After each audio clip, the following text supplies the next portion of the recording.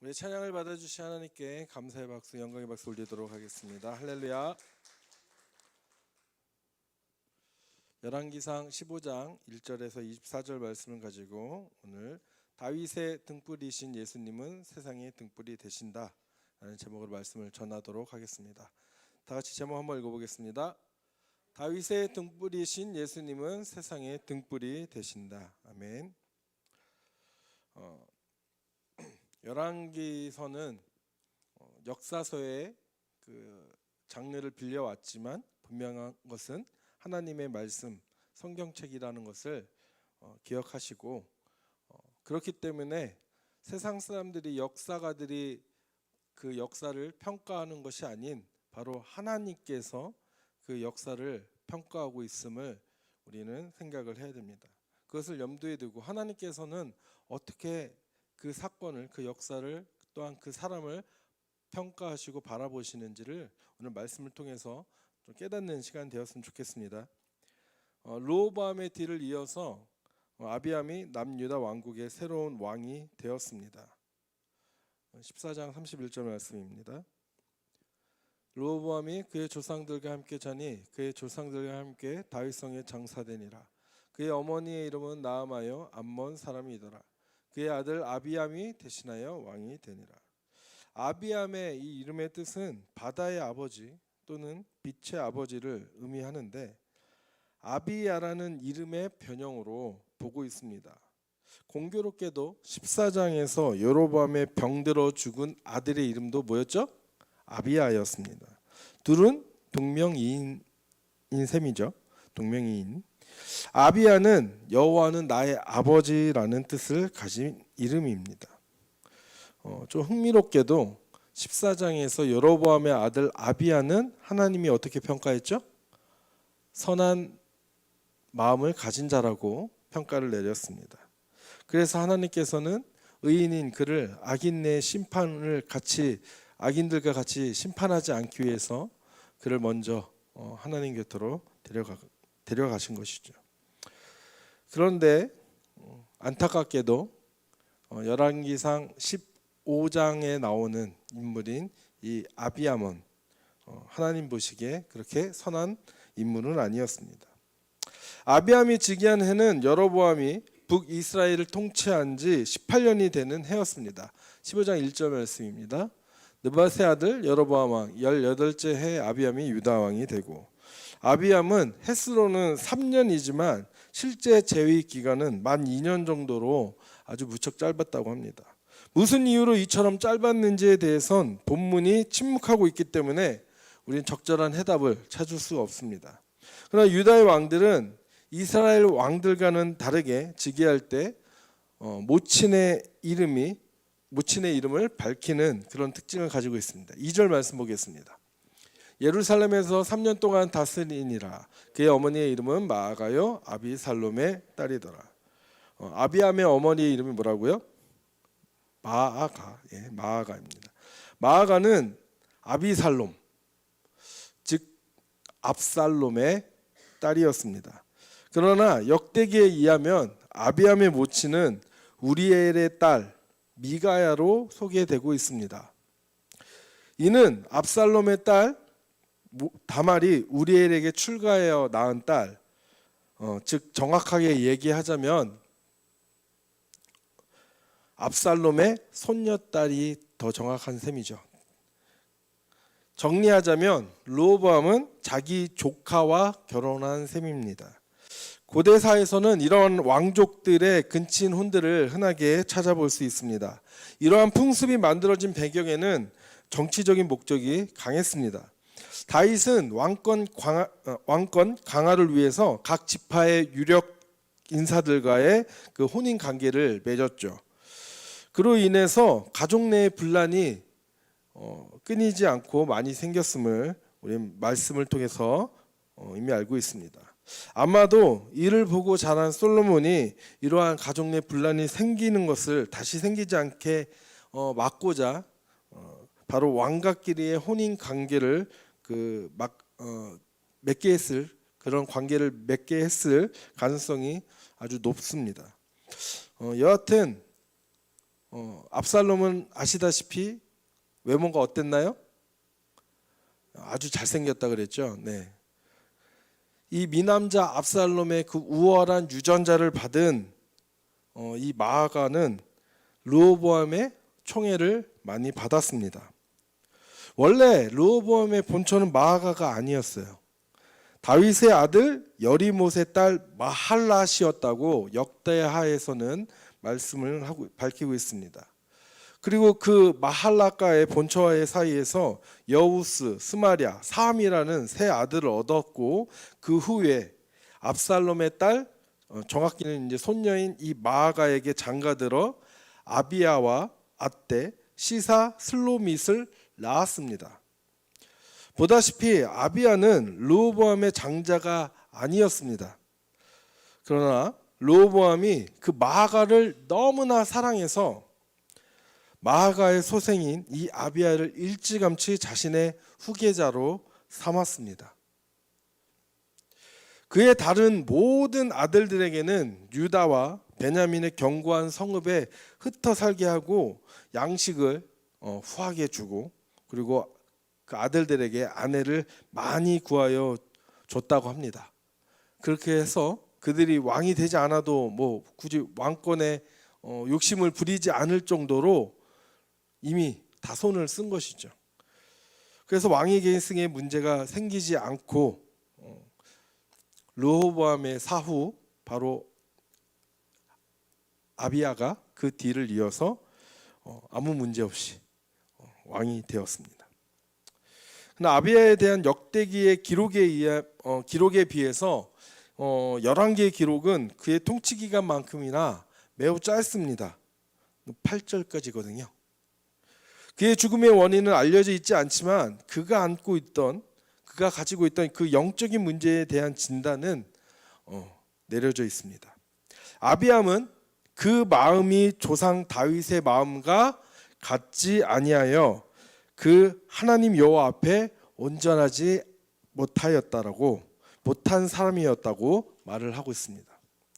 그는 그의 아버지 르호보암이 행한 모든 죄, 즉 산당과 우상과 아세라상을 세워 그것을 섬기고 또한 남색하는 자, 남창과 창기죠. 그것들을 두어서 가나안에 음란하고 또 그 가증스러운 종교 풍습을 따른 죄를 그대로 따라 행하였기 때문입니다.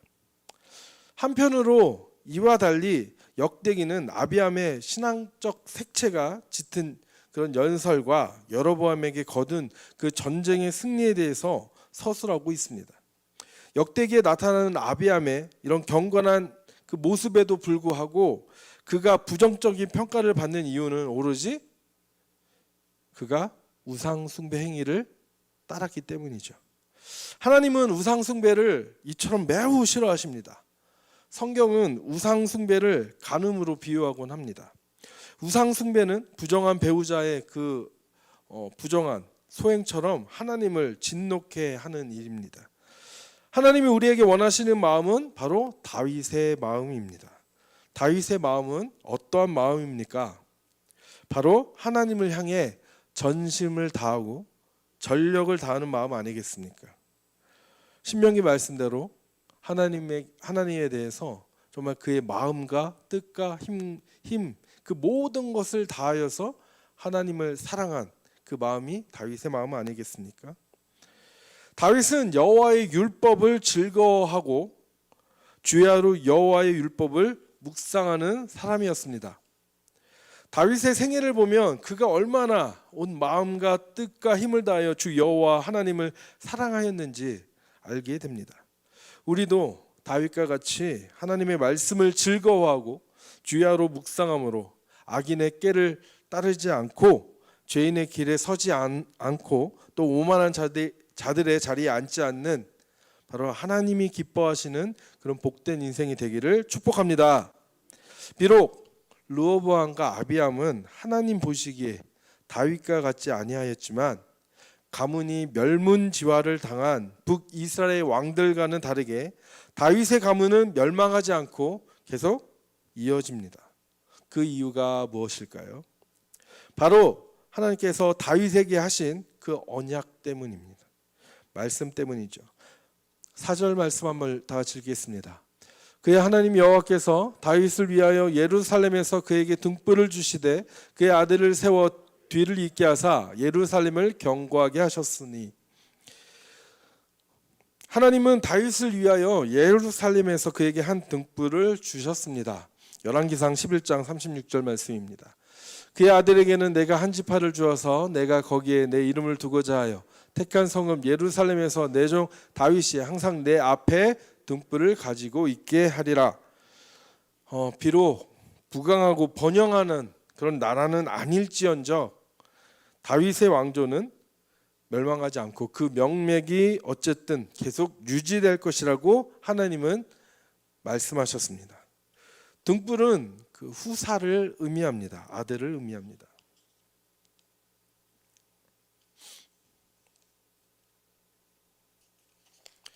남유다와 북이스라엘의 차이점은 바로 이어지는 다윗의 계보였습니다.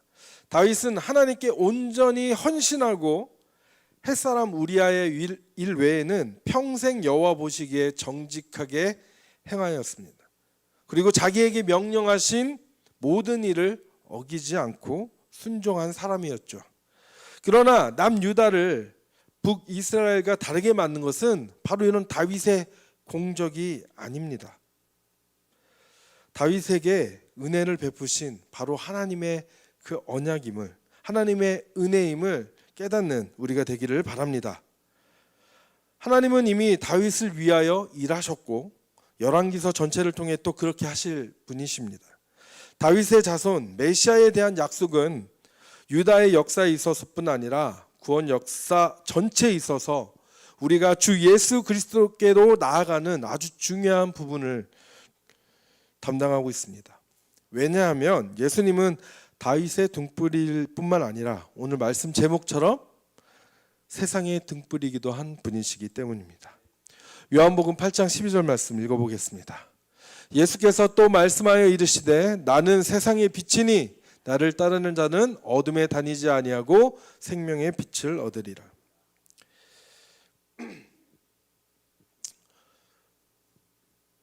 우리에게 생명의 빛을 주신 우리 주님께 우리 감사의 박수 한번 올리고 말씀 더 듣도록 하겠습니다. 네. 아비암은 아마도 짧은 기간을 통치하고 죽은 이에 대해서 그의 뒤를 이어 왕이 된 아사 왕의 종교개혁의 모습을 통해서 유추해 보면 하나님께서 다윗의 등불을 통해 예루살렘을 견고하게 하겠다는 그 말씀을 성취하기 위해서 그의 수명을 짧게 하신 거 아닌가. 그리고 선한 왕, 그 다윗의 등불을 통하여서 예루살렘을 더욱더 견고하게 할, 하나님의 말씀에 순종할 그런 왕을 세우신 거 아닌가라는 생각을 한번 해봅니다. 아비암도 르호보암과 마찬가지로 그의 통치 기간 내내 여로보암과의 사이에서 전쟁이 끊이지 않았습니다. 6절 7절 말씀 읽어보겠습니다. 르호보암과 여로보암 사이에 사는 날 동안 전쟁이 있었더니 아비암과 여로보암 사이에도 전쟁이 있으니라.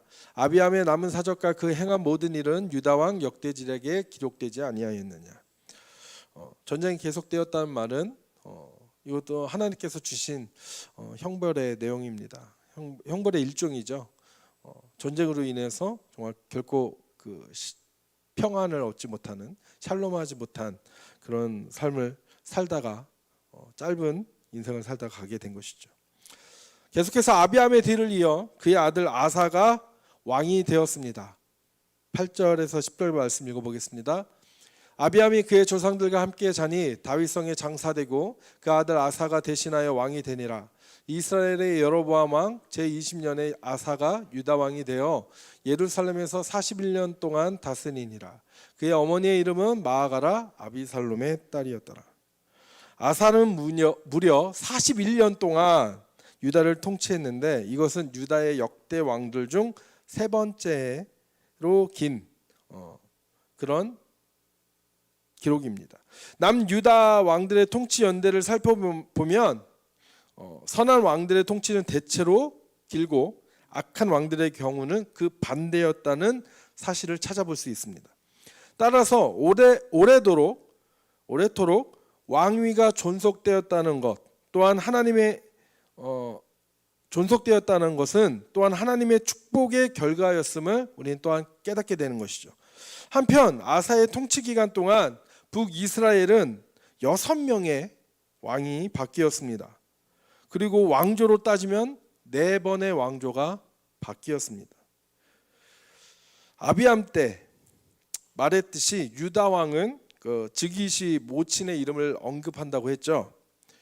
그런데 아사의 모친의 이름을 한번 보면 누가 같은가요? 아비암의 모친과 같은 것을 발견할 수 있습니다. 분명히 아들인 것 같은데 뭔가 이상하죠.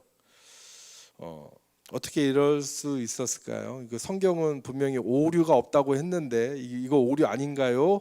라고 생각을 할 수 있을지 모르겠습니다.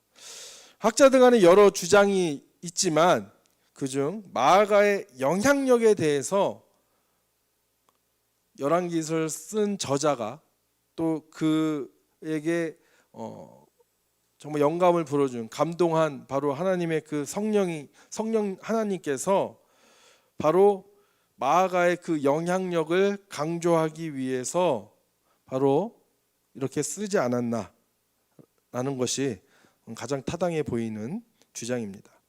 마아가는 아들 아비암이 일찍 죽고 어린 손자 아사가 왕이 되자 태우로서 섭정을 했습니다. 15장 13절 말씀은 바로 그녀가 섭정으로 어떤 일을 했는지를 우리에게 보여줍니다. 읽어보겠습니다. 또 그의 어머니 마아가가 혐오스러운 아세라 상을 만들었으므로 그녀는 섭정하는 동안 하나님께서 혐오하는 바로 이 아세라 상을 유다 곳곳에 만들어서 백성들로 하여금 그곳에서 숭배하게 했습니다. 아사는 그의 할아버지 르호보암과 아버지 아비암과는 다르게 여호와 보시기에 다윗과 같이 정직을 행하였다고 오늘 성경은 그렇게 평가를 내리고 있습니다. 11절 13절 말씀 읽겠습니다. 아사가 그의 조상 다윗같이 여호와 보시기에 정직하게 행하여 남색하는 자를 그 땅에서 쫓아내고 그의 조상들이 지은 모든 우상을 없애고 또 그의 어머니 마아가가 혐오스러운 아세라상을 만들었으므로 태우의 위를 패하고 그 우상을 찍어 기드론 시냇가에서 불살랐으나 그의 조상들이 지은 모든 우상, 솔로몬 때부터 지어지게 되었던 그 우상들을 얘기하겠죠. 솔로몬, 르호보암, 또 아사 왕 때까지, 아비암 왕 때까지 이어졌던 그 하나님께서 가증스러워하시고 혐오스러워하시는 그 우상들을 모두 치워버리고 불살랐습니다. 그리고 심지어는 자기의 이제 할머니죠. 정확히 할머니인 마아가의 그 태우의 위를 피하기까지 했습니다. 설교 시간에 이 정치 이야기를 되도록 피하려고 하는데 오늘 말씀과 상관이 되기 때문에 좀 꺼내 보도록 하겠습니다. 오늘날 유명한 정치인들이 가족과 연루된 그 일 때문에 부정부패를 범하는 모습을 종종 볼 수가 있습니다. 그렇죠? 네. 뭐 야당이고 여당이고 가릴 것 없이 그런 모습들을 보고 있습니다. 잘못된 일인 줄 알아도 그것이 분명한 문제가 되는 것을 알아도 자식이나 부모가 연관된 사건이라면 결국 가족의 편을 드는 그런 실수를 범하게 되고 그러므로 인해 나라 전체가 큰 어려움에 처하게 되는 그리고 큰 상실감에 빠지게 되는 그런 경우가 정말 오늘날 많이 행해지고 있습니다. 가장 가까운 사람들을 잘 관리하는 일은 지도자의 덕목 가운데 아주 중요한 부분이죠. 아사는 그런 면에서 여호와 보시기에 정직을 행하던 중 태우 마아가의 그런 혐오스러운 우상 숭배 행위에 대해서 아주 단호하고 철저하게 대처하는 모습을 보이고 있습니다. 말씀을 묵상하고 또한 준비하는 가운데 아사와 또 오늘날 우리나라 정치인들의 모습을 비교해 떠올려 보았습니다. 그런 점에서 아사가 한 일이 결코 쉽지 않은 일이었다는 점이 제 마음속에 강하게 와 닿았습니다. 그리고 우리나라에도 이런 아사와 같은 정직함을 가지고 또 그한 정직을 행할 수 있는 그런 용기를 가진 그런 정치인이 한 명이라도 있으면 얼마나 좋을까라는 그런 생각이 들어서 좀 씁쓸한 마음이 좀 들었습니다. 이렇듯 아사는 하나님께 헌신하는 아주 선한 왕이었습니다. 다만 한 가지 아쉬운 점이 산당을 없애지 아니하였다는 사실입니다. 애석하게도 이 말은 요시야가 왕이 오를 때까지 계속해서 남유다 왕들을 따라다니게 될 말이 되었습니다. 그럼에도 아사에 대한 하나님의 평가는 아사의 마음이 일평생 여호와 앞에 온전하였으며, 이것이 하나님이 내리신 아사에 대한 평가입니다. 아사는 여호사밧과 히스기야와 요시야와 함께 선한 왕에 속하는 남유다의 정말 몇 안 되는 왕들 가운데 한 사람입니다. 아사는 또한 성전의 가치를 높이려고 했습니다. 그의 아버지 아비암이 금과 은과 특별한 그릇들을 모아두었던 것은 되게 분명해 보입니다. 15절 말씀 한번 읽어보겠습니다. 그가 그의 아버지가 성별한 것과 자기가 성별한 것을 여호와의 성전에 받들어 드렸으니 곧 은과 금과 그릇들이더라. 아사 역시 그런 것들을 모았을 뿐 아니라 르호보암 당시 애굽의 바로인 시삭이 보물들을 강탈해 갔던 사건이 있었죠. 그래서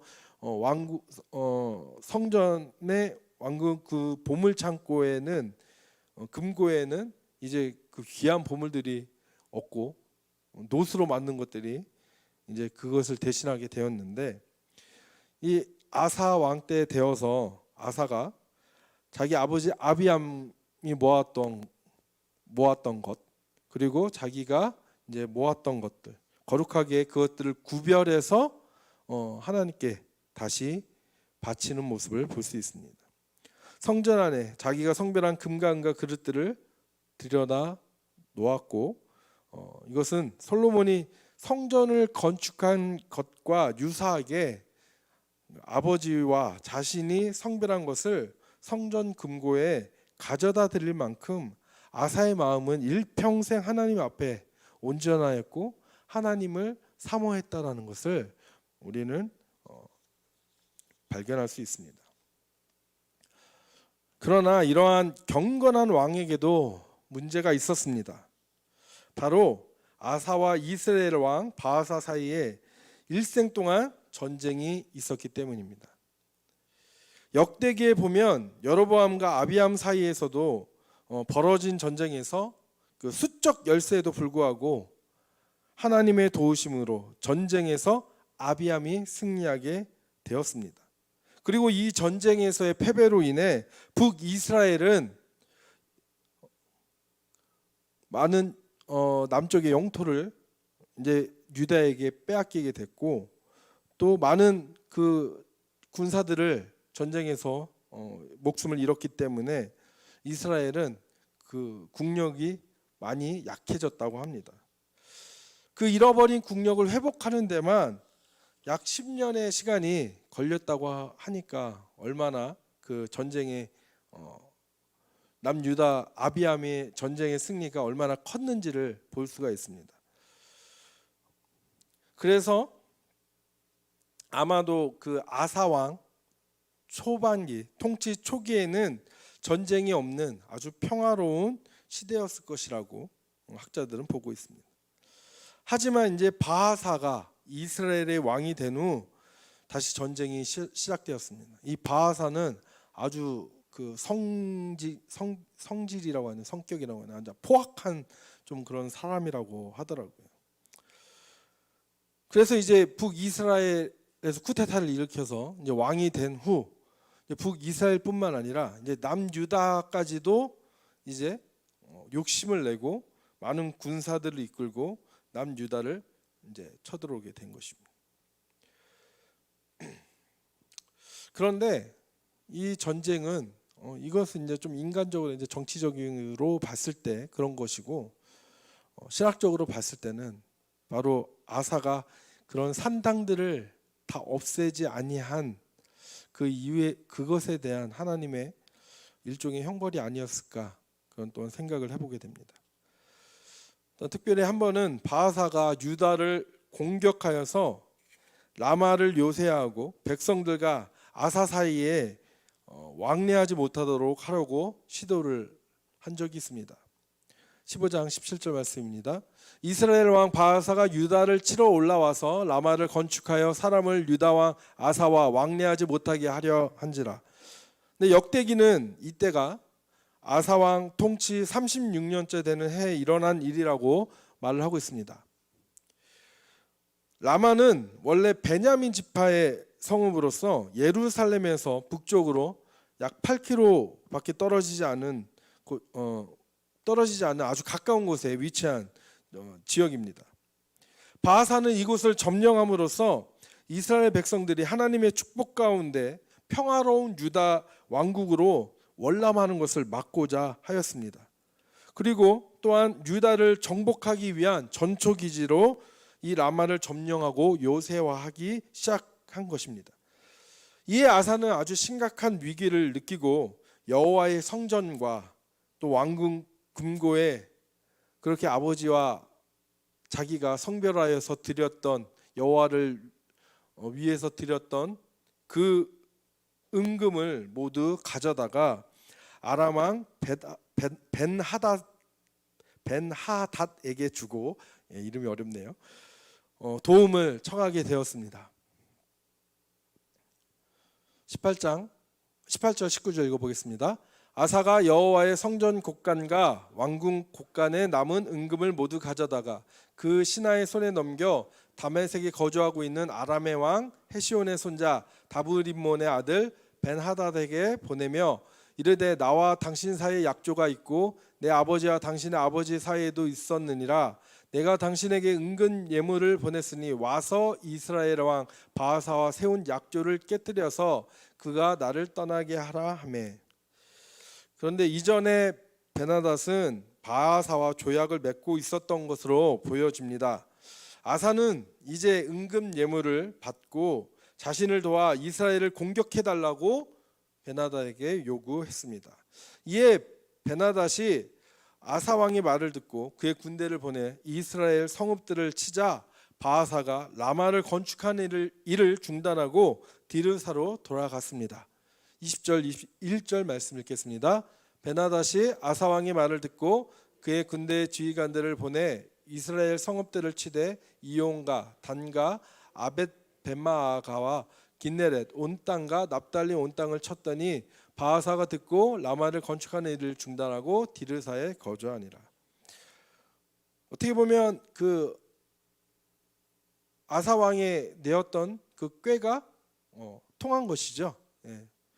문제가 해결된 듯 보입니다.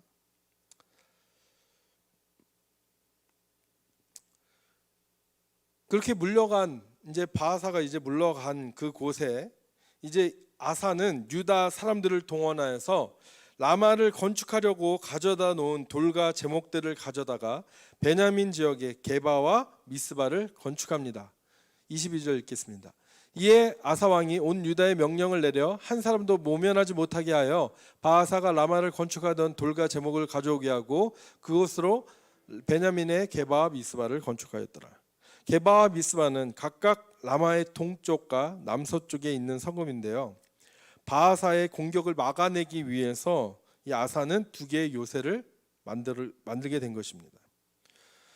현실 정치의 입장에서는 아사가 나름대로 지혜로운 행동을 한 것처럼 보입니다. 그리고 성공도 거둔 것처럼 보입니다. 하지만 성전의 보물을 가져다가 외국 군대를 동원하여 그것도 약속의 땅인 북이스라엘의 성읍을 공격한 것은 문제가 있는 것이죠. 그래서 아사가 늙어서 발병이 든 것은 이에 대한 하나님의 징벌이 아닌가, 그런 생각을 해봅니다. 특별히 역대기는 아사가 하나님을 신뢰하지 않았다는 하나니 선지자의 질책을 받고 있습니다. 7절 말씀입니다. 역대하 16장 말씀입니다. 그때 선견자 하나니가 유다 왕 아사에게 나와서 그에게 이르되 왕이 아람 왕을 의지하고 왕의 하나님 여호와를 의지하지 아니하였으므로 아람 왕의 군대가 왕의 손에서 벗어났나이다. 젊은 시절에는 하나님만을 의지하고 헌신하였던 신앙의 사람들이 말년에 가서 연약한 모습을 보이며 좀 실망스러운 모습을 보이는 그런 예들이 성경에 종종 등장을 합니다. 아사도 바로 그런 경우의 한 사람이 아닌가 하는 그런 생각이 듭니다. 우리의 믿음을 끝까지 지키는 일은 결코 쉬운 일은 아닌 것 같습니다.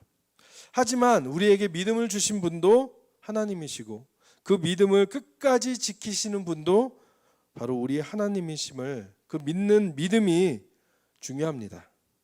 그리고 그 믿음을 공급받기 위해서는 우리가 하나님의 말씀을 늘 가까이 하는 것이 중요하다는 것입니다.